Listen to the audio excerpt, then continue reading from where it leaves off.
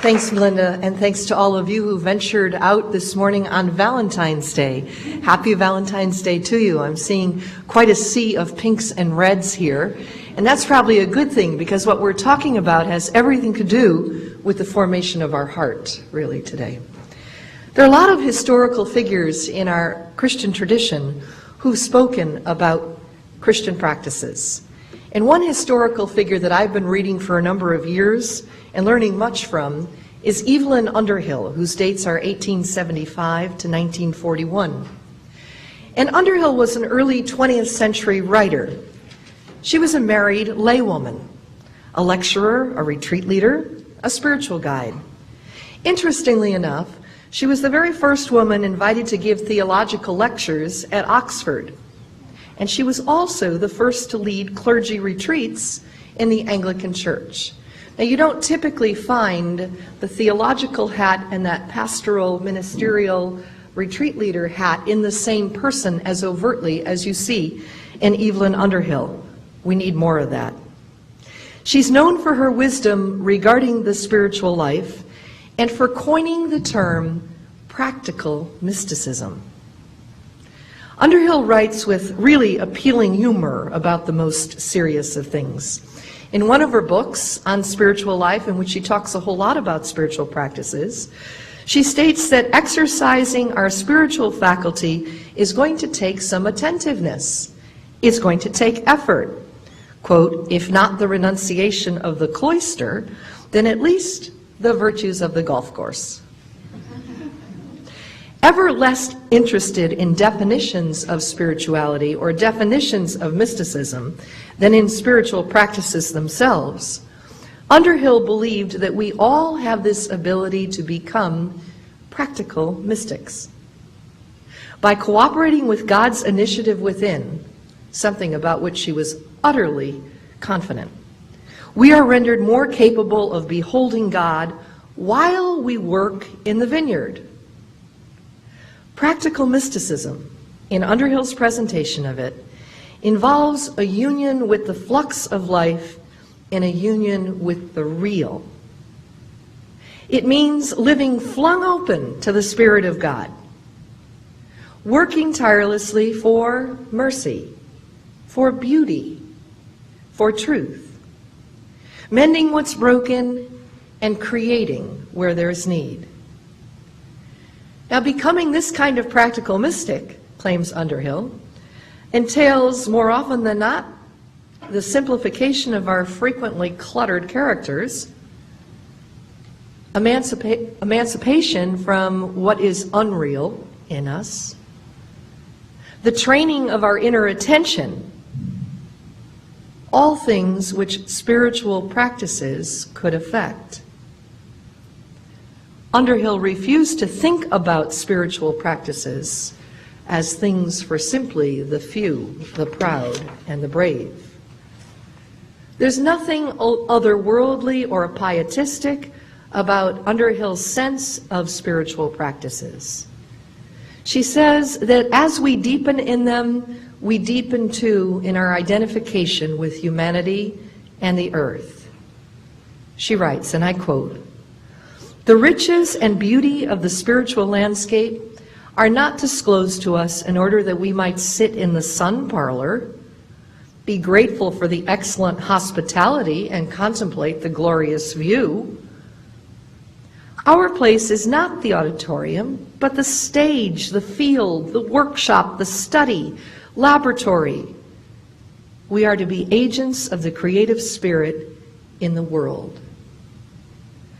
The purpose of spiritual practices, as identified by Underhill, and I dare say the purpose for all of us, is deeper, more integral engagement with the world.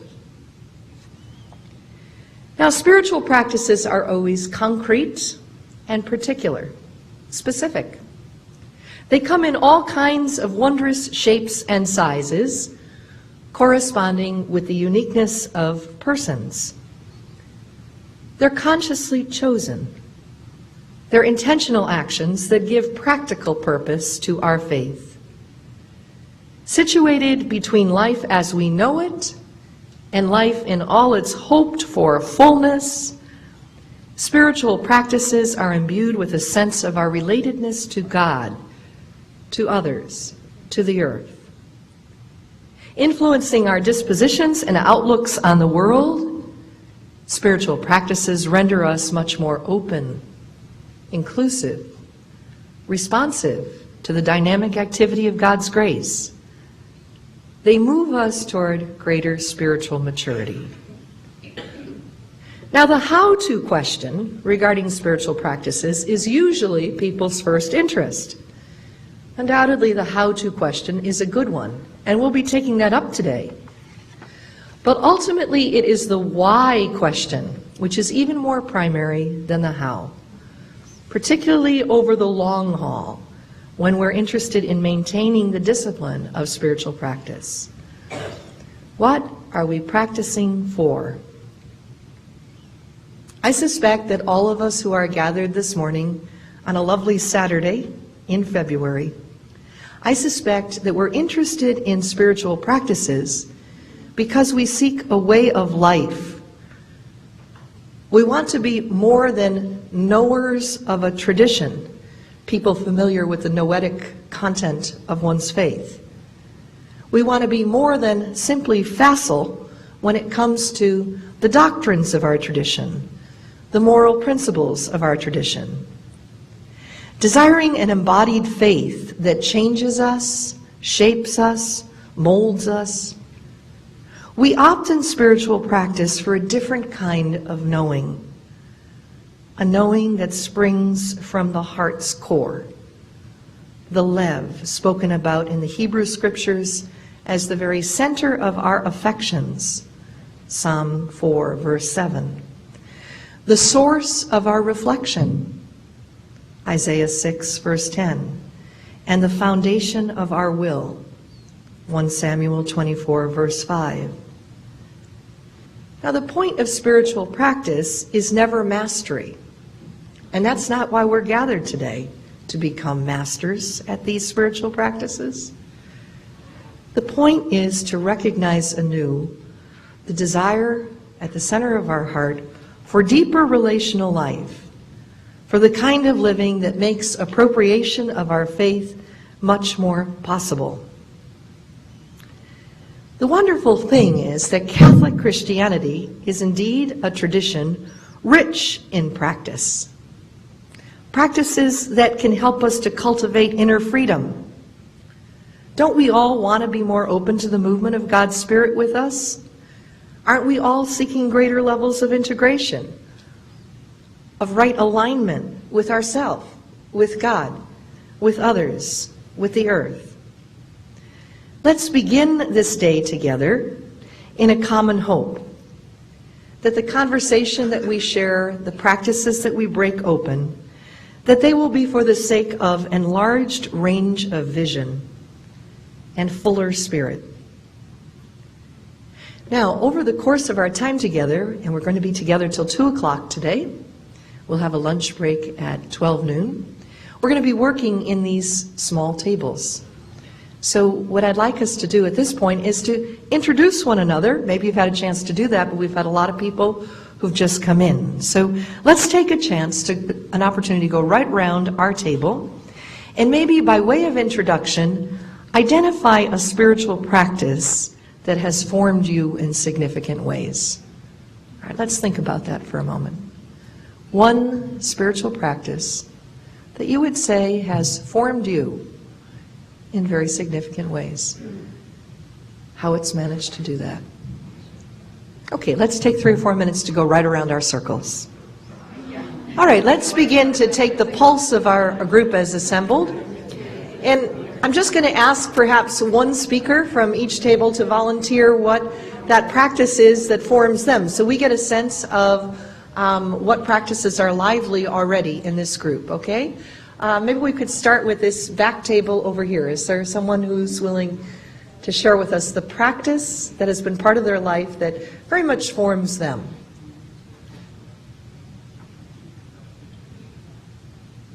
Yes? Thank you. It would help if you stood. Thanks loads. reciting the rosary has been something very special in my family and in my life, and especially I've come back to it over the past 10 years and found that it's a nice way for prayer, for centering. It starts with contemplative sort of quiet. Terrific. And your name is? Eileen. Thank you, Eileen. So Eileen brought up a very rich, age-old practice of praying the rosary, and she immediately connected it with her family, with generations before her, right? Her parents did it, their parents did it. And then its effect on you is it's centering. It grounds you for the day. How about this table in the center here? Anyone?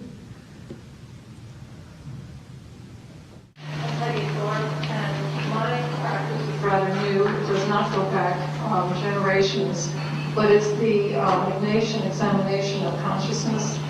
And I only started it a little over a year ago via a course I'm taking at STM. And I found that it changes my everyday. And I don't know how I managed without it, but I want to promote it among my children. And I'm trying to find ways to make it palatable, which is one of the reasons that I'm here and I'm very invested in looking at spirituality in general. Well, I have good news for you, Peggy. We will be talking about the examen today. Terrific. Thanks. How about this table over here? Thanks. My name is Edward. I would like to put together a compilation of what we discussed here rather than just my own practices. There was some reference to appreciating God's world in the sense of a sunset or a seashore or a mountain. Some talked about a practice such as the rosary or the morning offering. And someone else spoke about taking time out from a busy day. Just think about the wonder of God's world. Thanks, Ed. Very fine practices. How about this table over here?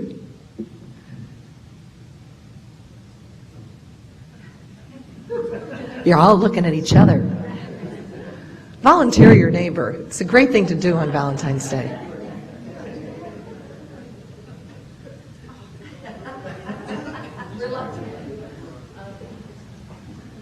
Eve Murray.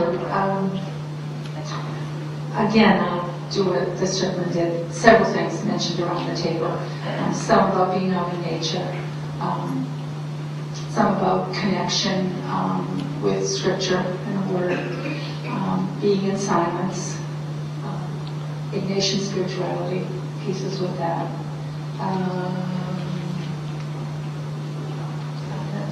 Silent retreat, so numbers of things. This table over here, spokesperson. Good morning. My name is Kathy Long, and I speak for this table, who would say that they had a lot of different meditation practices going on here, and the nature, certainly came in here. One person isn't sure what her practice is, so I hope by the end of the day she can tell us, because I bet it's going to bubble up from within. But my particular practice is centering prayer and Lectio Divina, and I do that twice a day, and it has completely led to a transformation of my entire life. Thanks, Kathy. Somebody from this table.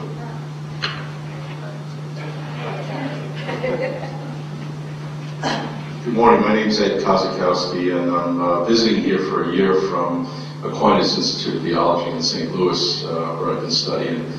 And for myself, we've had a program. It's been over 15 years at the college church there, run by the Jesuits at SLU, of having something called Dialogue of the Word. And it's getting together a group of people. It's always open to folks, adults, young folks, to break open the scriptures for that Sunday and to really try to make sense of it in our daily lives. And we call it dialogue because it's not teaching, it's not structured in that way, but it's really seeing where the words in Scripture move us. And as I was telling the group here, even though we go through the same cycle 3 years apart in that, it's always so very different every time we come back to it in our lives.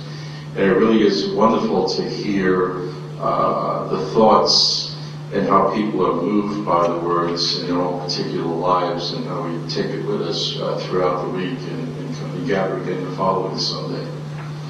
Thanks, Ed. And our final table. Thank you. Yes, my name's Mary, and we had a variety of people's experience. Several people use daily scripture. I read a book called Celtic Spirituality, and it has to be good. It is good, and it's usually connected with the natural world. And the other thing that helps me is very similar to this table. I belong to two groups, the People of Promise, where Randy Sachs is our chaplain, and we always have a dialogue homily, and we try to look at the scriptures the day before. And another community called the Spirit of Life Community, and we also have a dialogue community where you might not have anything from the scriptures, but when you come back, people have, given insight where you think that means a great deal more.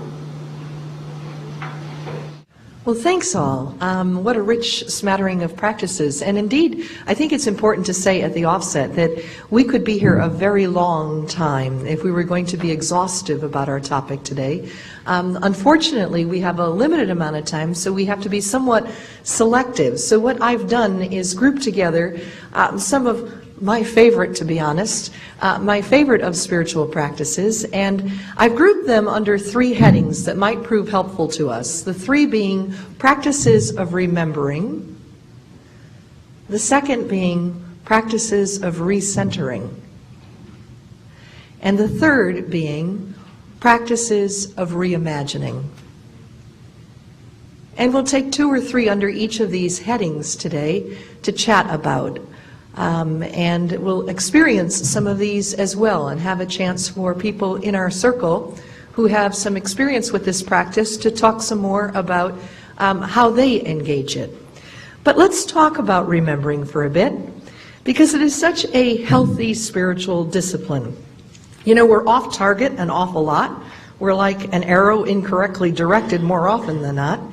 And it seems like frequently we carry around a lot of illusions. We're also pretty busy trying to manufacture our own security so much that too gets in the way.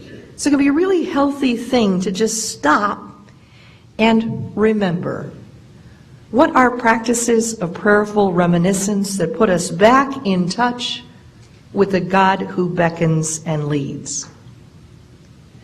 And perhaps the most common response to that question is a practice of returning to Scripture. Why do we turn to Scripture? I think we seek to remember again the Christian story in its earliest forms. I suspect we seek to hear its promise, to catch sight again of its vision. And I think that we as contemporary people find some solace in connecting with generations and generations of people who have stayed close to this story and vision. There's something about touching base with their religious experience as expressed in our Christian scriptures, in the Hebrew scriptures, that seems very valuable. Many people today would say that they seek to be people of the book, to live by the book. Well, I had a wild and woolly County Kerry Irish grandfather, John J. O'Neill. And Pop O'Neill was such a high-spirited person. And friends who knew him used to ask what he had been up to since the last time they had met, fully expecting wild tales. And he would flash this big, huge grin. He had a big, huge grin. And he would say, I'm simply living by the good book. And it was a response that elicited plenty of dubious head shakes. You see, living by the good book to my County Kerry grandfather involved staying on a straight and narrow path, in accord with those biblical moral precepts. I suspect that is but one aspect of living by the book. I think what we're really after when we seek to pray with Scripture on a regular basis is to be formed by it, to be shaped in ways that will orient our lives. And for Christians, the revelatory power of Scripture lies not in chapters and verses per se, but in the actual personhood of Christ, in encounters with the living God mediated by Scripture. A practice of praying with Scripture enables us to grow in our spiritual lives and grasp more fully God's promise again, because in that promise we find hope. But how do we go about this, praying with Scripture? Well, there are a wide variety of ways. Perhaps the most famous in the tradition is the Lectio Divina approach to Scripture, something a couple of you have mentioned. And the Lectio Divina is an ancient Christian term that refers to a way of reading and praying with Scripture.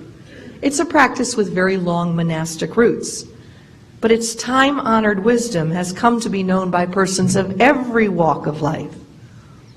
And in its traditional rendering, a Lectio Divina approach involves 4 movements: Lectio, Meditatio, Oratio, and Contemplatio. Now, it's not important that we know those terms, but let's talk about the dynamic there.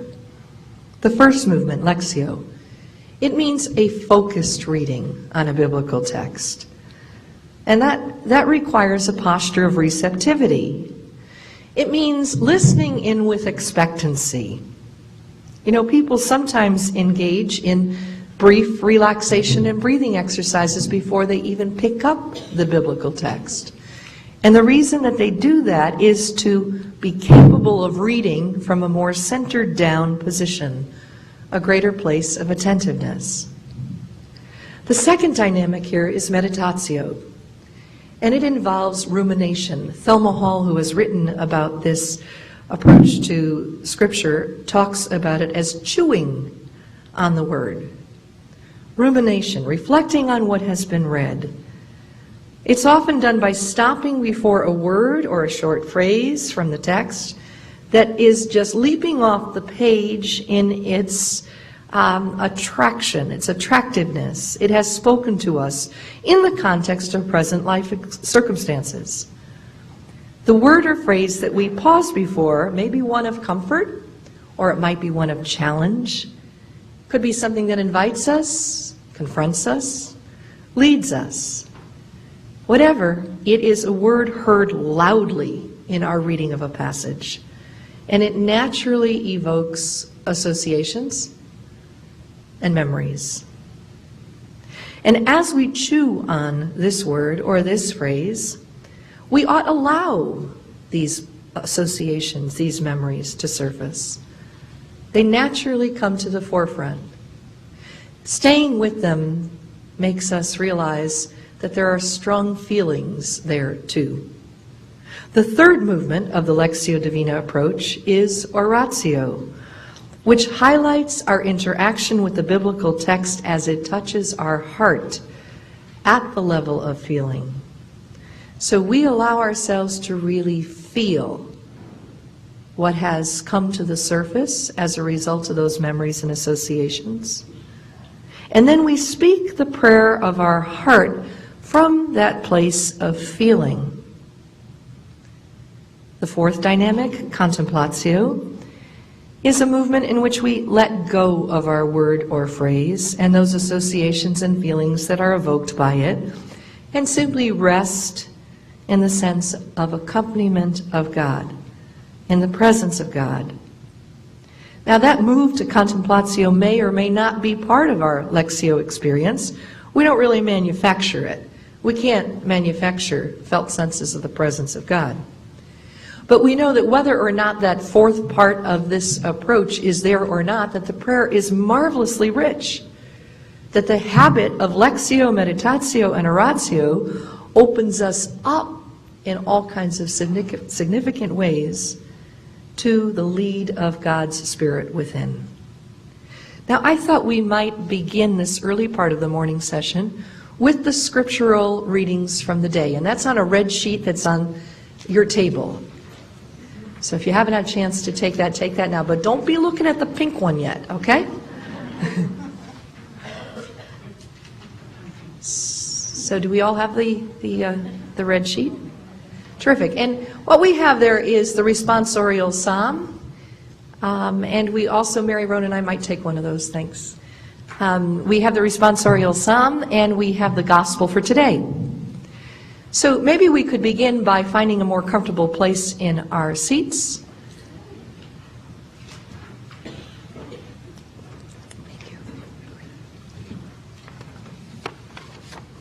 And maybe we'll share the responsorial psalm together, which is Psalm 90.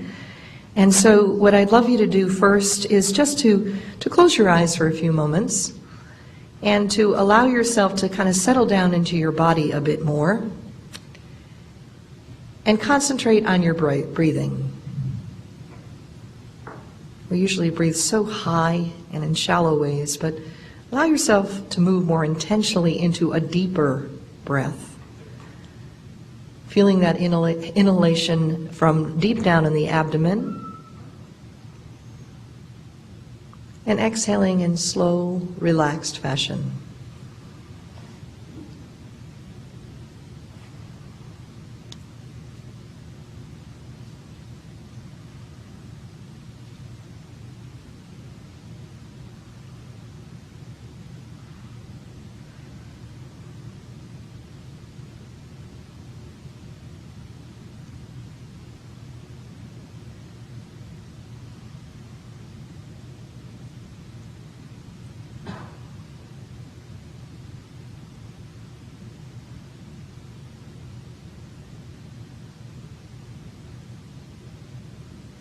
Conscious of our desire to approach this responsorial psalm with a spirit of expectancy, from a posture of receptivity, let's take a few minutes to read silently this text.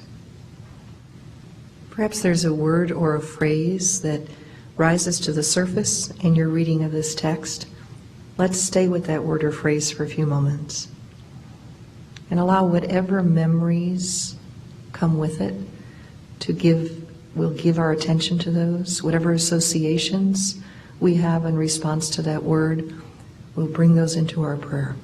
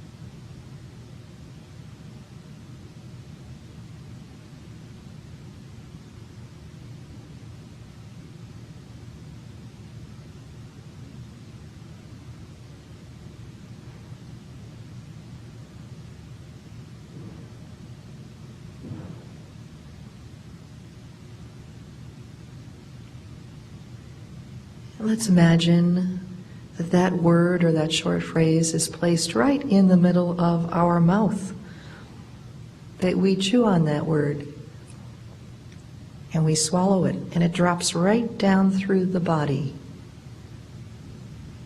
that we incorporate it into the very fiber of our being.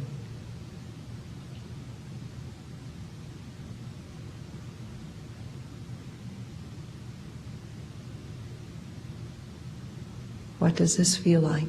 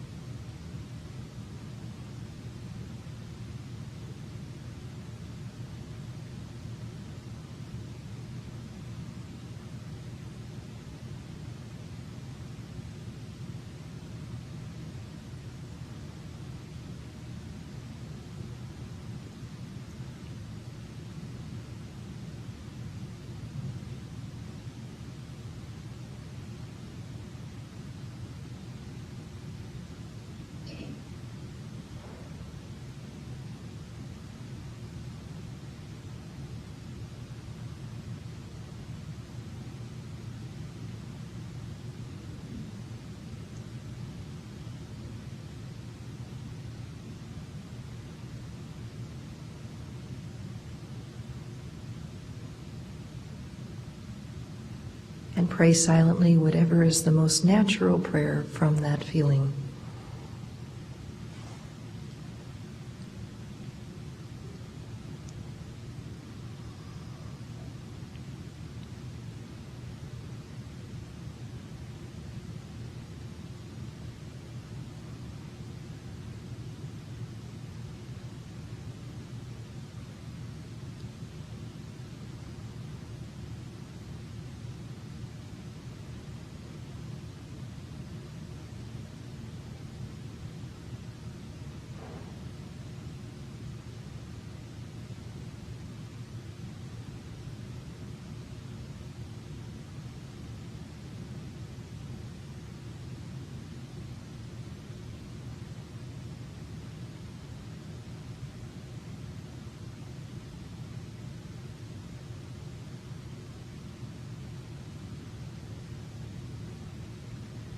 And now we let go of our word or our phrase and we simply rest, trusting in the accompaniment of God.